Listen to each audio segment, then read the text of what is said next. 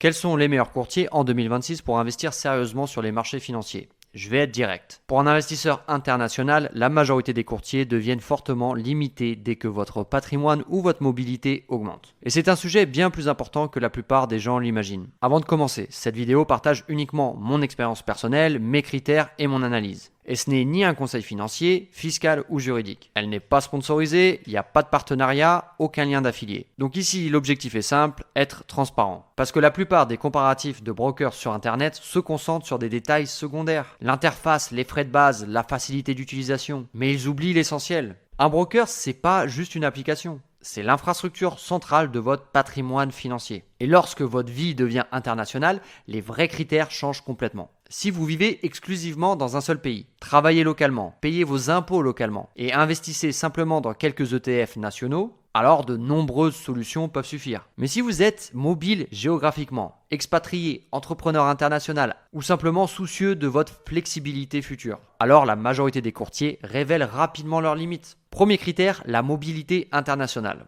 Un broker sérieux doit pouvoir vous accompagner lorsque vous changez de pays, de résidence fiscale, de juridiction. Cela paraît évident et pourtant, c'est précisément ici que beaucoup d'acteurs échouent. Restrictions administratives, limitations, compliance excessive, voire fermeture de votre compte. Autrement dit, vous construisez potentiellement votre patrimoine sur une structure qui peut devenir problématique simplement parce que votre vie évolue. Et ça, c'est pas acceptable. Deuxième critère, le multidevise. Le monde réel fonctionne avec plusieurs devises. Dollar américain, euro, dollar de Singapour, livre sterling, baht thaïlandais. Si votre broker reste enfermé dans une logique locale, vous subissez des frais de conversion, une perte d'efficacité, de la rigidité, une complexité inutile. Pour un investisseur international, la gestion multidevise n'est pas un luxe, c'est une nécessité. Troisième critère, la liberté de transfert. Votre capital doit circuler facilement. Dépôt, retrait, compte bancaire multiples, juridictions diverses. Si votre argent devient difficile à déplacer, vous créez une dépendance. Et la dépendance financière est toujours une faiblesse. Quatrième critère, l'adaptation fiscale.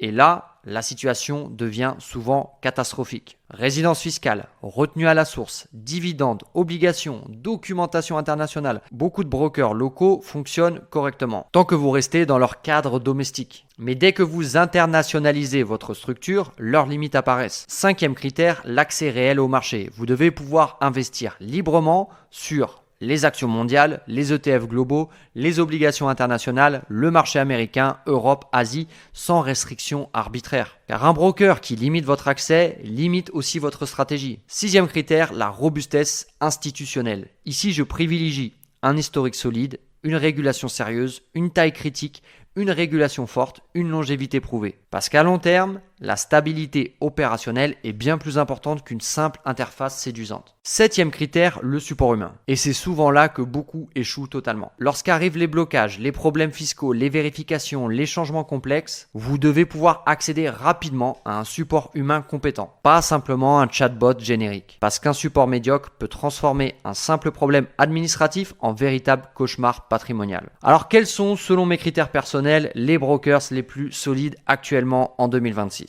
Ma sélection reste courte mais efficace. Interactive Brokers. Pour beaucoup d'investisseurs internationaux, c'est probablement l'une des infrastructures les plus robustes aujourd'hui. Pourquoi? Présence mondiale, multidevise, un large accès au marché, flexibilité, solidité. Ensuite, on a Charles Schwab. Extrêmement sérieux, institution américaine majeure, très forte crédibilité, excellent choix lorsque votre juridiction le permet. Puis ensuite vient DBS Vickers à Singapour, particulièrement solide pour une logique asiatique. Très bonne stabilité, support sérieux, infrastructure crédible. Conclusion, le secteur du courtage reste encore imparfait. Beaucoup de solutions sont adaptées à des investisseurs locaux traditionnels, mais beaucoup moins à des profils internationaux, mobiles, patrimoniaux, stratégiques. Donc retenez ceci, votre broker n'est pas simplement un outil technique. C'est une infrastructure stratégique de long terme. Et une mauvaise infrastructure devient souvent invisible. Choisissez donc votre courtier non pas comme une application, mais comme la colonne vertébrale de votre souveraineté financière. Et comme toujours, faites vos propres recherches. Adaptez vos décisions à votre situation personnelle et n'hésitez pas à consulter des professionnels qualifiés avant toute décision patrimoniale importante. C'était Ulysse, on se retrouve très bientôt pour une prochaine vidéo. Ciao.